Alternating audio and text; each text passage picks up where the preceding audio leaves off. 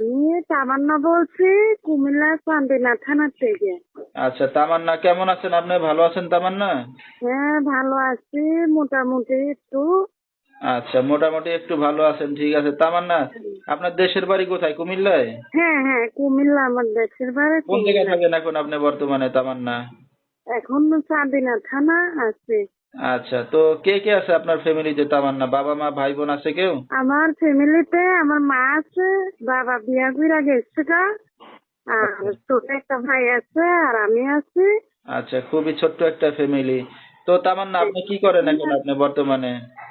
এখন আমি বর্তমানে কি করি, সেলাইয়ের কাজ জানি। সেলাইয়ের কাজ জানি, একটু আর্থিক দিয়ে সমস্যা আছে। আচ্ছা আচ্ছা, তো আর্থিক সেলাই কাজ সমস্যা। দিয়ে কি সংসার চালাচ্ছেন? সেলাইয়ের কাজ কাম করে? হ্যাঁ হ্যাঁ হ্যাঁ, সেলাইয়ের কাজ কাম করে আমি সংসার চালাই।